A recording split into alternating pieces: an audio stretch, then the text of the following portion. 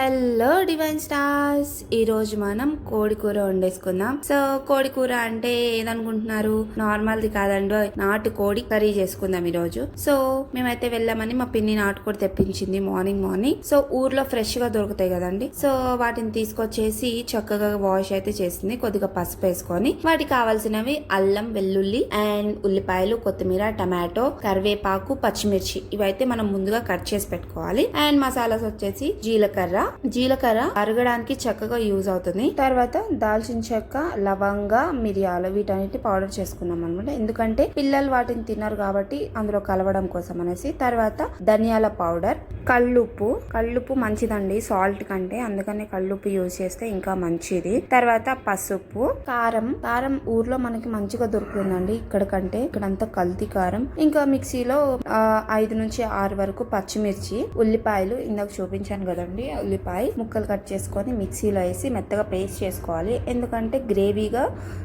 ఎక్కువగా వస్తుంది గ్రేవీ కూడా. సో అందుకని మనం మిక్సీ అయితే చేసుకోవాలి.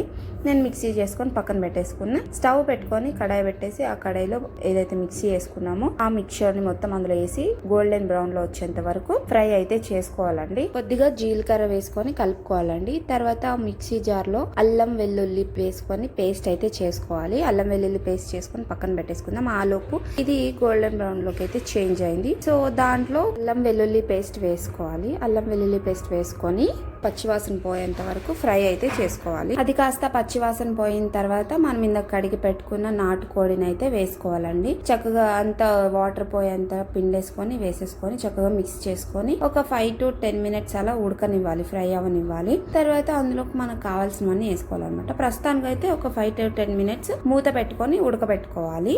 నాటుకోడి వల్ల చాలా హెల్త్ బెనిఫిట్స్ అయితే ఉన్నాయండి. మన హైదరాబాద్ లో అయితే బాయిలర్ కోట్లు దొరుకుతాయి, ఊర్లో కాబట్టి ఫ్రెష్ గా దొరుకుతుంది.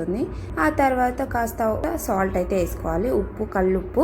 తర్వాత టమాటోస్ వేసుకొని ఒక 5 to 10 minutes ఫ్రై అయిన తర్వాత కొద్దిగా కారం వేసుకోవాలి, మనకు తగినంత కారం వేసుకోవాలి. నేనైతే 2 spoons వేసుకున్నాను. నాటుకోడి కదండి, కొద్దిగా కారం ఉంటే టేస్టీగా ఉంటుంది. తర్వాత హాఫ్ పసుపు వేసుకొని ఇవి రెండు చక్కగా మిక్స్ అయ్యేలాగా కలుపుకొని గ్రేవీ కోసం అని చెప్పేసి వాటర్ అయితే యాడ్ చేసుకోవాలి. వాటర్ అయితే నేను హాఫ్ గ్లాస్ వాటర్ వేసుకొని ఉడకబెట్టాను. దాన్ని కూడా ఒక 5 to 10 minutes ఉడికిన తర్వాత ధనియా పౌడర్ వేసుకోవాలి. ధనియాల పౌడర్ అయితే నేను 2 spoons ధనియా పౌడర్ వేసుకున్నాను. తర్వాత మిరియాలు, లవంగ, దాల్చిన చెక్క పౌడర్ చేసుకున్నాం కదండి, అది కూడా నేను ఒక ½ teaspoon వరకు వేసుకున్నాను. దాని తర్వాత ఒక 10 నుంచి 15 రెబ్బల వరకు కరివేపాకు వేసుకున్నానండి. కరివేపాకు తెలుసు కదా మన హెయిర్ కి చాలా మంచిది అని ఇంతకు ముందు వీడియోలో చెప్పుకున్నాం. తర్వాత కొద్దిగా కొత్తిమీర కూడా వేసుకొని 5 minutes మూత పెట్టి ఉడకనివ్వాలండి. అది ఉడికిన తర్వాత ఆయిల్ అనేది బయటకు వస్తుంది. సో చూస్తున్నారు కదా ఎంత టేస్టీగా ఉందో. నేనైతే ఇక స్టవ్ ఆఫ్ చేసుకొని సర్వింగ్ బౌల్లోకి అయితే తీసేసుకున్నాను. చూసారు కదా టేస్టీ నాటుకోడి కర్రీ ఎలా చేసుకోవాలి. మరిన్ని వీడియోస్తో మళ్ళీ వస్తాను. అంతవరకు బాయ్.